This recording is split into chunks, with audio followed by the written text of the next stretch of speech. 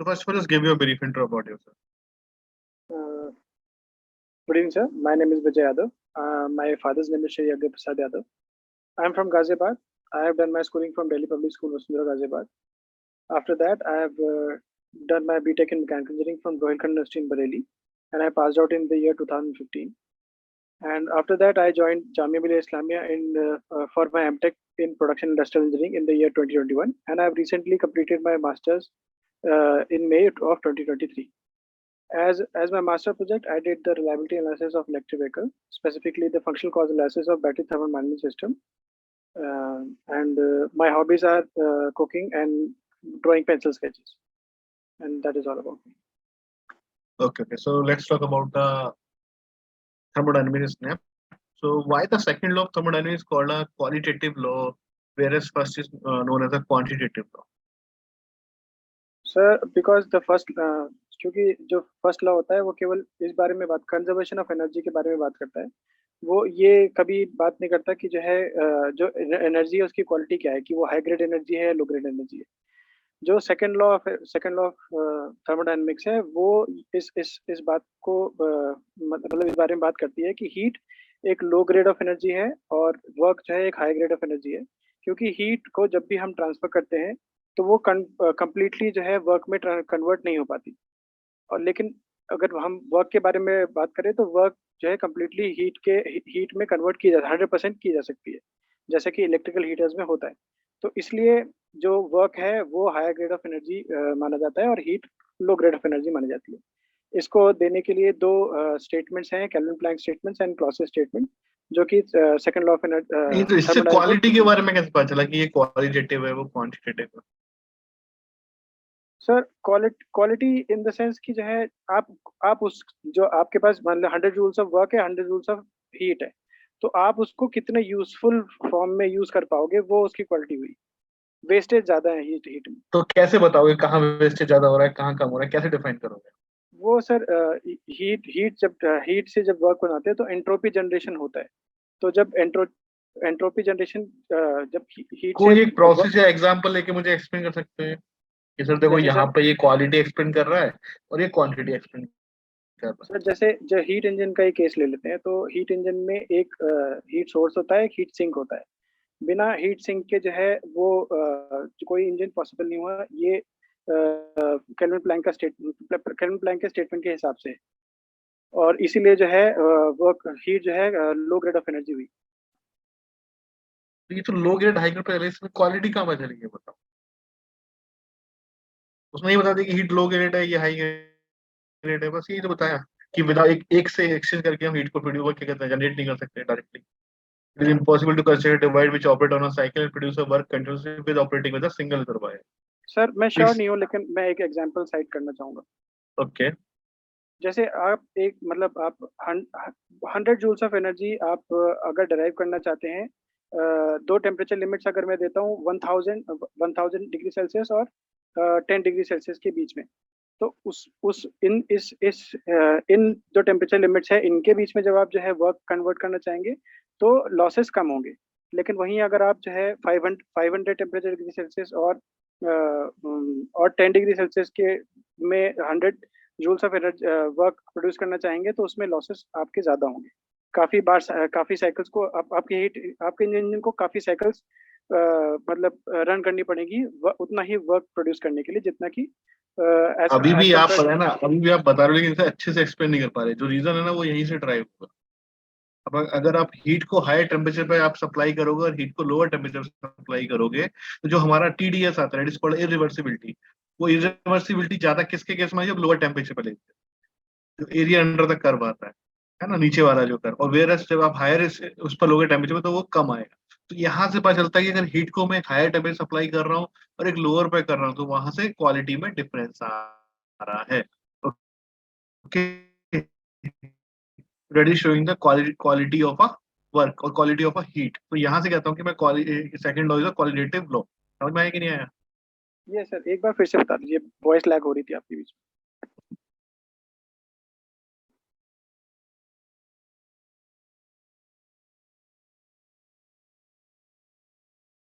मैं एक screen share कर रहा हूँ, वहां से थोड़ा दिखाने की कोशिश.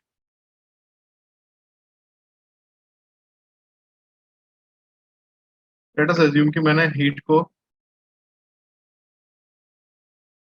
टीएस कर लिया।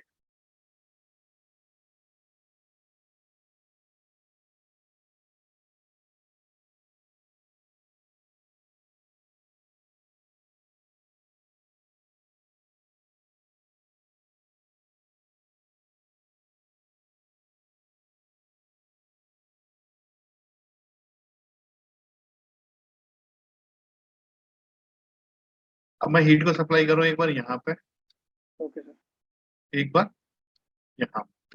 Right sir. तो जो टीडीएस आएगा, टी नोट डीएस, ये नीचे वाला टेम्परेचर हमारा टी नोट हो गया, ये हमारा टी टू हो गया, और ये ऊपर वाला टी वन हो गया। T one is higher than T two, है ना।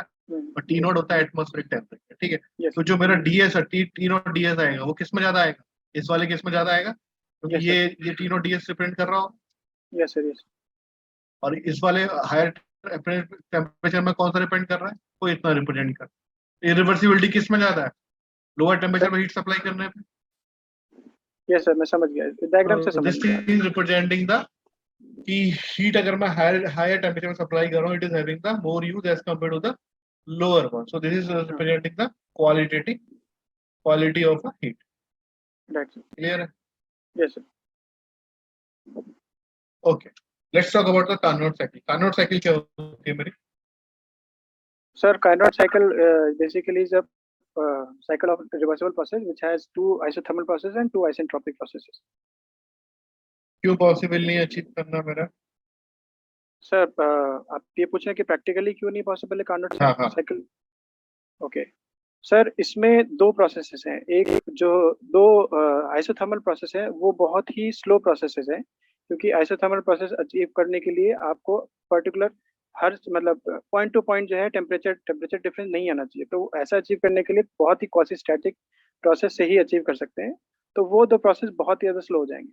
और जो उसके बाकी जो दो प्रोसेस हैं, आइसेंट्रोपिक प्रोसेस हैं, वो बहुत फास्ट होने चाहिए उनको अचीव करने के लिए। इस पर्पज से कि मतलब इसी वजह से जो है ऐसा इंजन कभी पॉसिबल नहीं हो पाया जिसमें दो प्रोसेस बहुत ही स्लो चलें और दो प्रोसेस बहुत ज़्यादा फास्ट चल पाए। इसलिए कभी what are the practically different types of Carnot theorem? कौन सी कार्नोट थ्योरम सर मेरी? कार्नोट थ्योरम की डेफिनेशन सर डिफरेंट टाइप है। Different types of Carnot theorem पढ़ी है आप? Corollary of a Carnot theorem? Yes sir, corollary of Carnot theorem is that uh, no no engine can have efficiency higher than the Carnot cycle efficiency.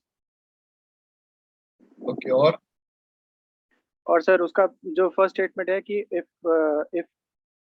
if two or more engines are two or more reversible engines are working under the same temperature limit, then their efficiency will also be the same, and it will also be equal to the Carnot cycle efficiency.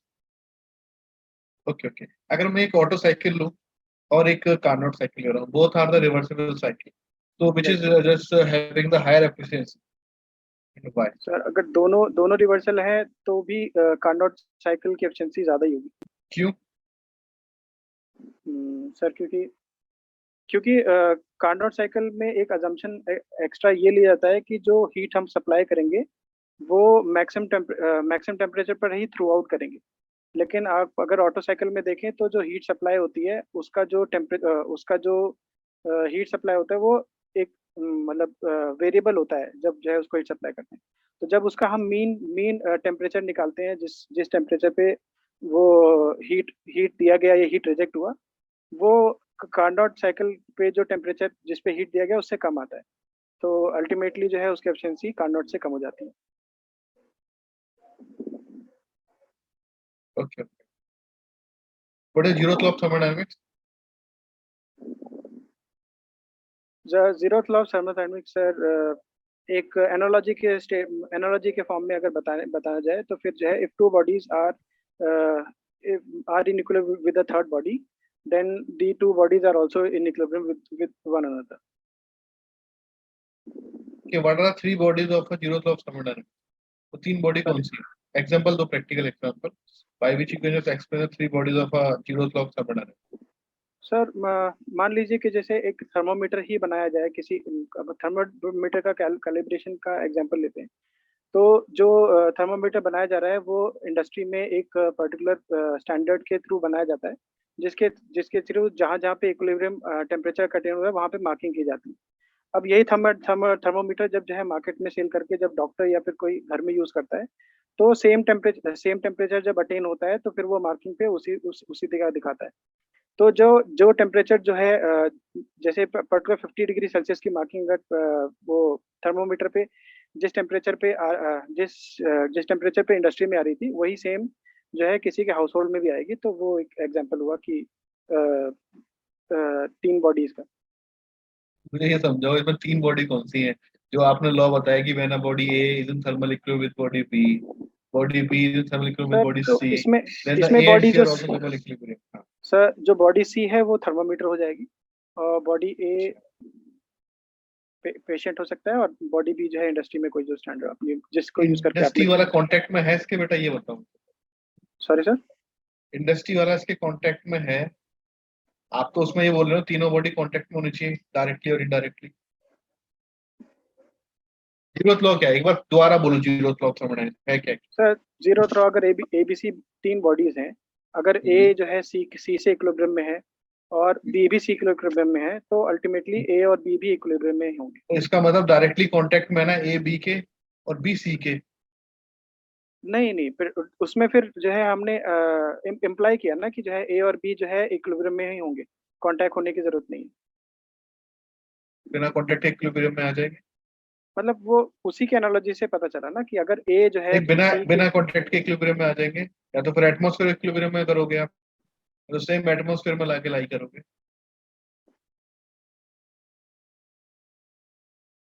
Sir ये समझ में नहीं आ रहा मुझे। कहाँ से पढ़ा ये चीज? सर ये तो नॉर्मली जो वो कोचिंग जब करी कहीं कोचिंग से? यस सर कोचिंग पढ़ते थे वहीं पढ़ा। कहाँ से करी कोचिंग? सर मेडिजी से पढ़ा था। एक बार दोबारा नोट्स पढ़ के देखना है।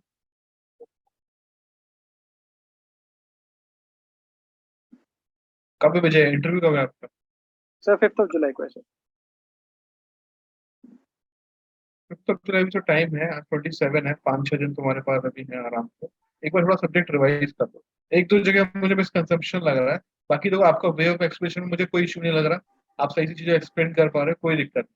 बट थोड़ा सा नॉलेज में कहीं ना कहीं आपको कुछ चीजें आपने कहीं ना कहीं से थोड़ी सी रॉन्ग पड़ी, उनको थोड़ा कंक्लूड करो। तो जीरो फ्लो भी आप थोड़ा सा एक्सप्लेन नहीं कर पा रहे, एक बार देखो। नहीं समझ में आए then just come to me, I will explain. Okay sir. Sir ठीक जैसे है। अभी 5 दिन ही है मेरे पास, तो फिर जो है सबसे इफेक्टिव तरीका क्या होगा कि मतलब मैं योरपीडे का सब्सक्रिप्शन ले रखा है, तो सारे उनके जो इंटरव्यूज हैं वीडियोस टेक्निकल वो वो देख लो, वो भी ठीक है। अपने नोट्स भी रिवाइज कर लो, है ना। देखो, 2-3 तरीके होते हैं। आपको पहले अपने आप को पता होना चाहिए कितना मेरा लेवल है। बट यू आर एक्चुअल लाई, है ना, कहाँ लाई करते हो? आपको लगता है कि हाँ, मुझे चीजें क्लियर है, मुझे सिर्फ रिवीजन की जरूरत है थोड़ी बहुत, तो देख सकते हो। लगता है या नहीं, मेरे को अपने नोट्स को ज्यादा अच्छा समझ में आता है। जैसा आपको कंफर्टेबल लगे। और सब्जेक्ट आपको थर्मल एफएम, है ना, ये तो मैंडेटरी करके जाने हैं, स्ट्रेंथ ऑफ मटेरियल, है ना। थोड़ा बहुत आपका जैसे प्रोडक्शन बैकग्राउंड है तो वहां का भी पढ़ के जाना, ठीक है। ओके लेकिन एफएम नहीं छोड़ना बिल्कुल भी। एक बार वो थर्मल कम इंपॉर्टेंट है as compare to the FM, और एफएम में भी hydraulic machine is much much important. As इनका काम ही वही है। Right sir. जिसका जिसका काम है वो तो वो पूछेगा ही पूछेगा, चाहे आप चाहो या मत चाहो। ओके सर एंड क्या अभी मैं सर जो है विजेंद्र सर के जो प्लेलिस्ट है जो यूट्यूब पे उसको फॉलो कर रहा हूँ। उसके अलावा भी कुछ करना है मतलब अगर सब्जेक्ट इंटरव्यू उसके के अलावा अपने पॉइंट ऑफ नोट्स व्यू देखो, बस अपने नोट्स देखो, अपने नोट्स सब पे से? ओके सफिशिएंट है ना। Right sir.